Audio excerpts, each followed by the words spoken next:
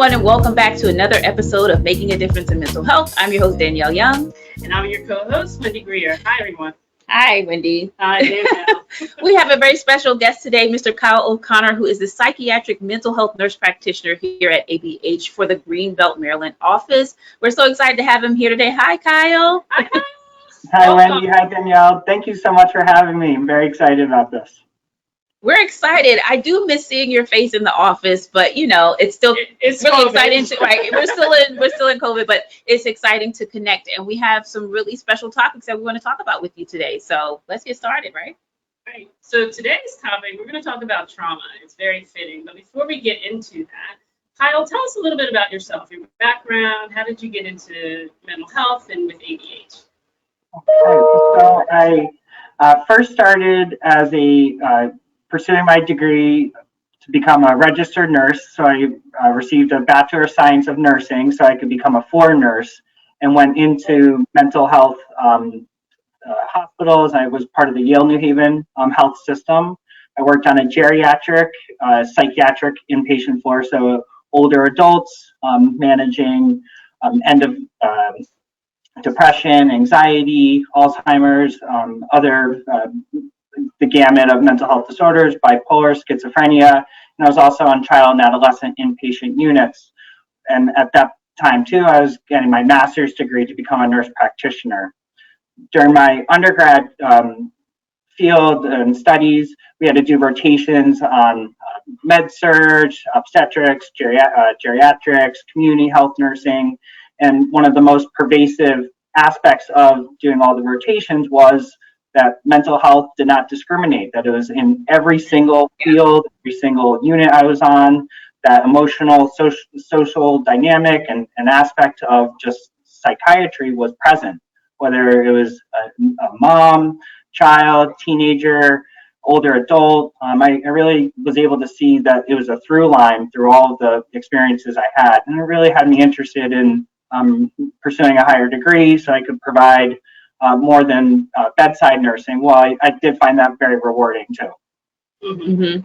Wow, Kyle, you said something like right at the beginning of the way that you were describing, and you were saying that mental health does not discriminate. I think that is something that our audience can definitely take away from throughout this entire conversation, that it doesn't matter, like you said, whether it's the age or the race, whether you're a mother or a child or the different populations that you work with, you can still see the streamline of mental health and the need for help and assistance, right?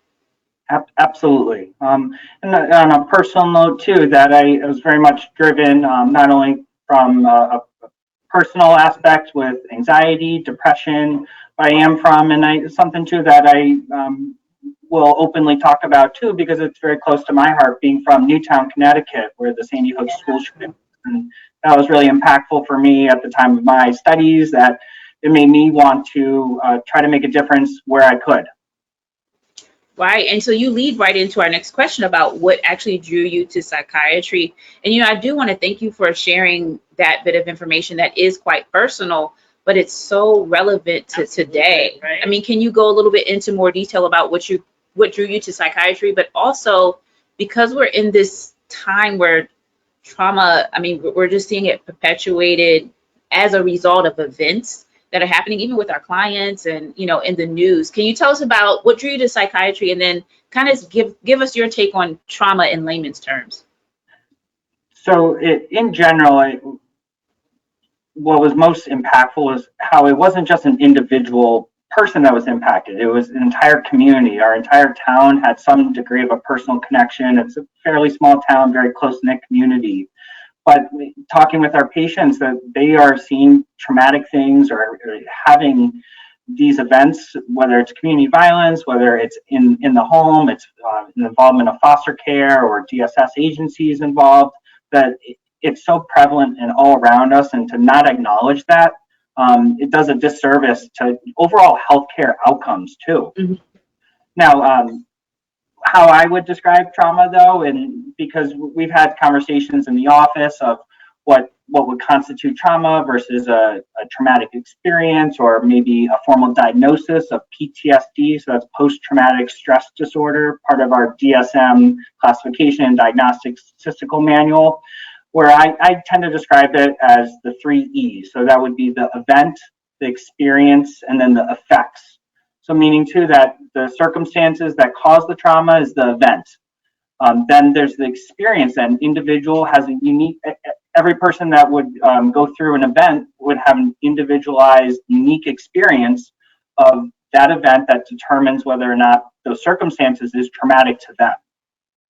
Lastly would be the effects, whether or not that's long-term, short-term, but that would have what we would then define as traumatic to them would be the physical, the social, the emotional, or even spiritual consequences in a negative way. And obviously too, through various forms of therapy, through different types of services, that can be a positive effect overall, or they could be a period of growth and development for the individual. Even the family unit too, families go through trauma together.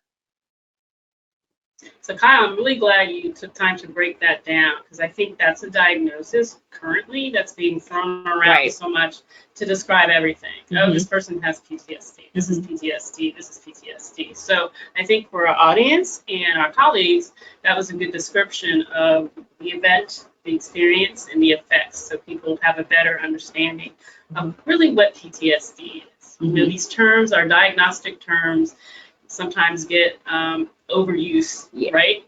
And people tend to just lean on it and think, oh, that's it. Just like, you know, everybody has ADHD. That's like, you know, like the diagnosis du jour. Everybody's got ADHD without people really understanding what that entails. So thank you for that. That's really clear. So, you know, here we are in our country, grappling with so many things that are going on. Mass shootings left and right. You eloquently gave us your experience living in Newtown. And here we are again with Uvalde, the mass shootings in Buffalo. We just had one, I think, in Washington County yesterday at a manufacturing plant. And so there's this constant loss of life. How do you think, or what do you experience with your clients? How is this impacting the people that you see on a daily basis? I have these conversations daily, multiple times a day. And even just to add on to that, Wendy, is that we're in the midst of a pandemic. Even 2 years in, that as a nation, as a world, there's been a form of collective trauma where we have all had our lives altered, shaped, and really changed on a mass scale, where it's been a mass form of disruption to how we communicate with each other, how we attend school, how workplace operates. We're doing this over a Zoom instead of in an in-person studio or in the office. And just in general too, I have parents, I have guardians, I have extended family members, foster parents talking about feeling scared, feeling nervous. Children have expressed increased anxiety, depression, a lot of uncertainty in general too. And it's something that I'm seeing pervasive at even younger age than previously, especially in some of our adult clients too. But it's something that's present on a daily and multiple times a day basis for us, for our therapists, and for the other providers at our agency as well. And you know, Kyle, Wendy and I often talk about, and we've said this on a couple of podcasts before, we will be interested to see what the research says in about, let's just say 10 years, from this particular cohort of people, the demographics that we're talking about, and then also to connect the 3 E's in the event and the experience. I feel like we haven't even gotten to the effects yet, because there's just constant different events. But the other event that, you know, is still very present is COVID. And we don't know when it's going to end. But with COVID, with these different, you know, mass shootings, and like you said, parents and children are wondering, can we go outside anymore? What does school look like? Even the way that we communicate, as you've already mentioned, has changed. We can't even be with each other. There's this constant cycling of different things that could impact us to the space of trauma that you described. So I think that's really, an interesting thing that you speak on, and we're interested, and I know that we all are as mental health professionals and clinicians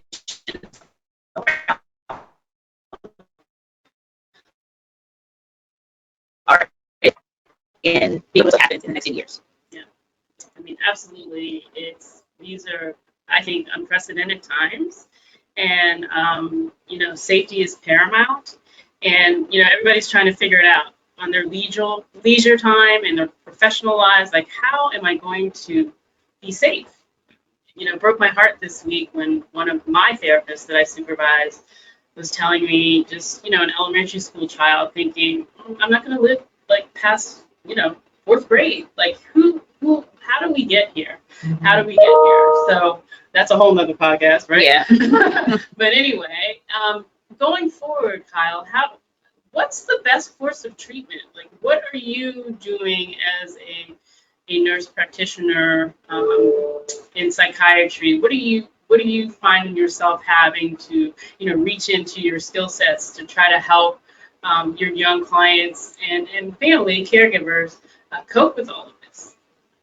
So one of the biggest things too, and even just what you were mentioning about the long-term potential, that can't even fully know the outcomes without stabilizing the current moment. And so Right, many of the patients I'm seeing, the families I'm working with, is how do we ensure safety today? How do we talk about and take things day by day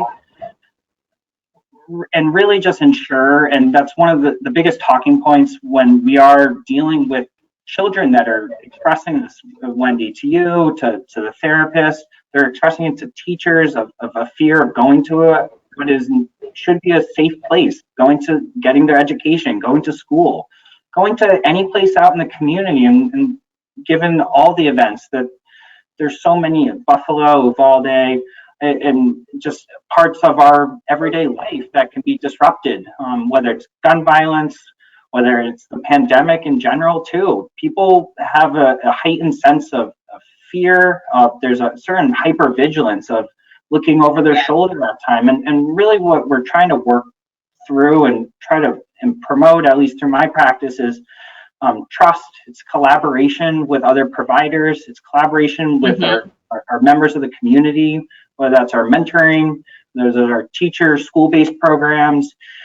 Even just the pandemic has been disruptive to even after-school programming, summer programs, where typically that would be a great resource and an additional support to the family, or maybe a support on a team, a sports, an after-school club, that they would be getting guidance or mentorship from those outside of the family.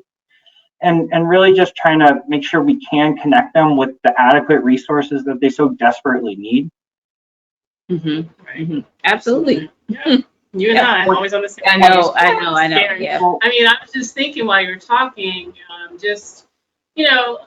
during the summer of George Floyd, I remember just, politicians, people saying, okay, let's move on, let's heal. And I know Danielle and I talked about healing, and I think that's something we're going to have a podcast on in the future, is different ways to heal. But it's tricky to heal when you're still in the cycle. As you said, it's like you don't get a break.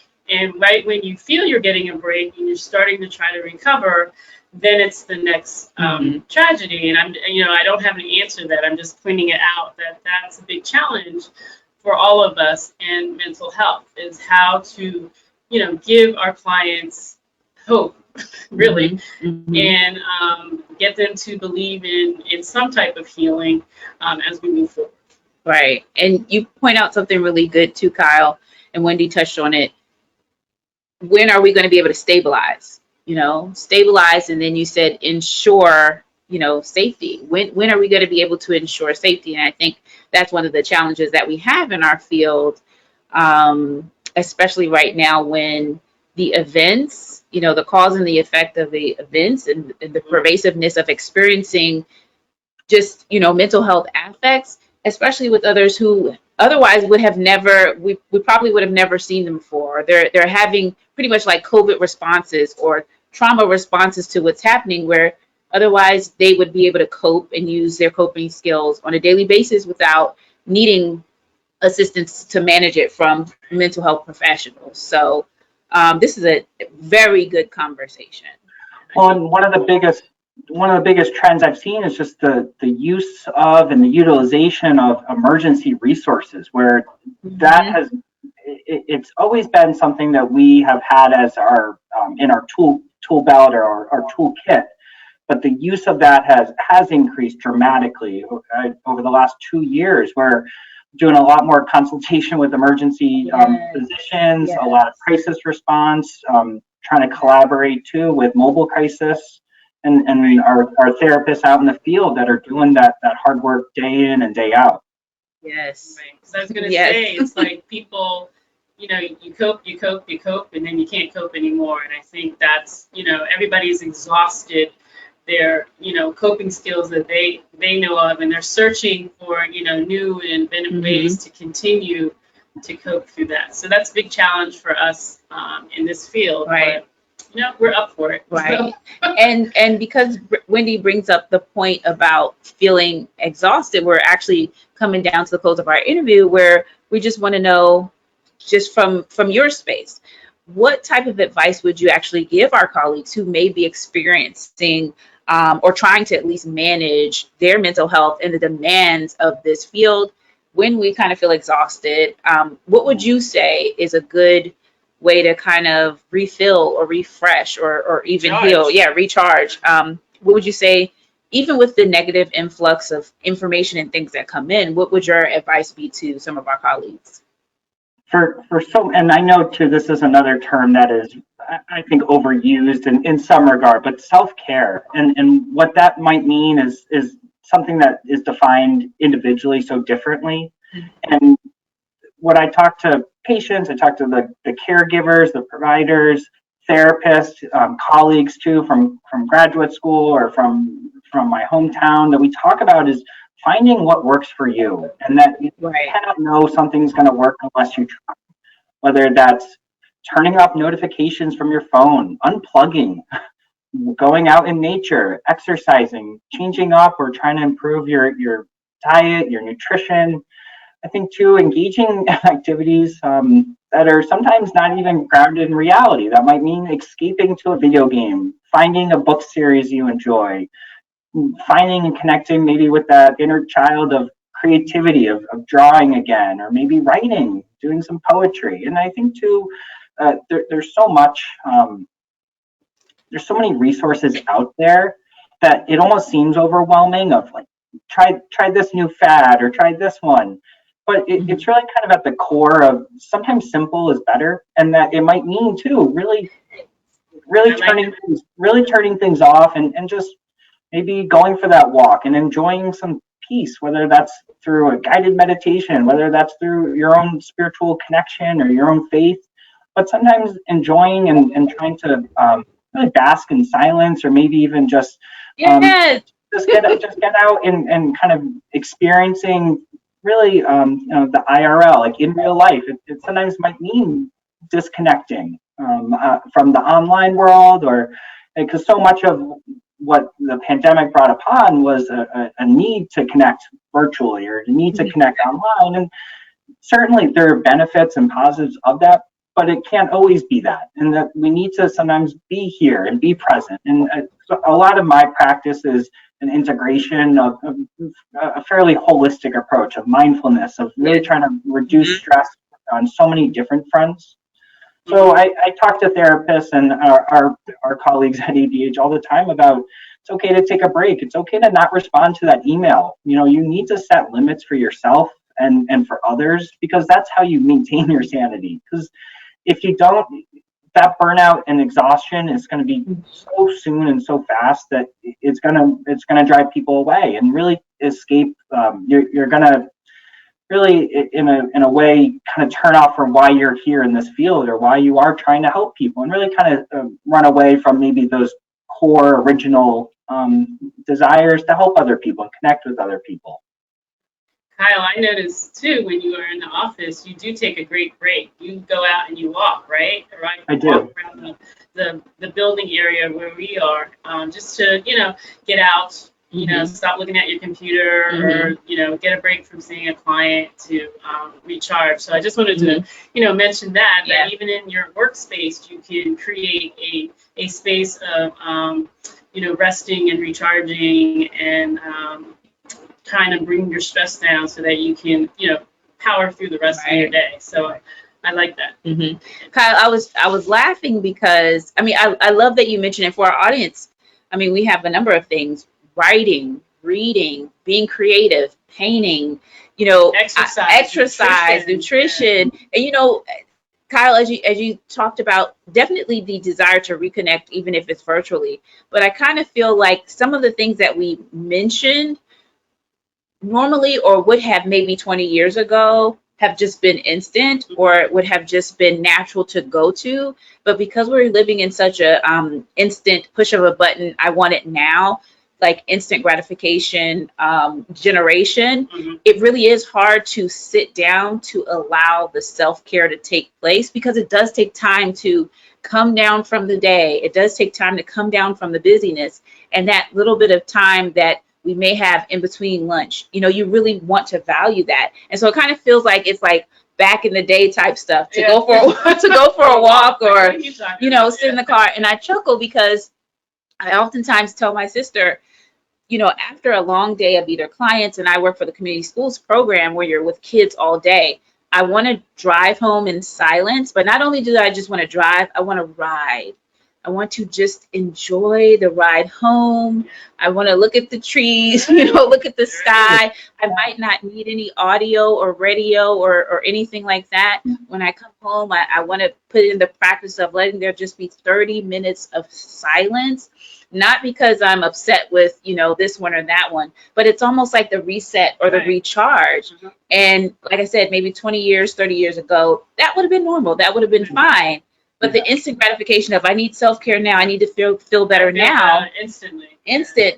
And I think even with us, we want that, but we also have to extend grace, give ourselves a little bit of grace and time for that. So incorporating that and making it a promise or a pledge to yourself, because as you know, as clinicians, we can't pour from an empty cup. We're constantly giving.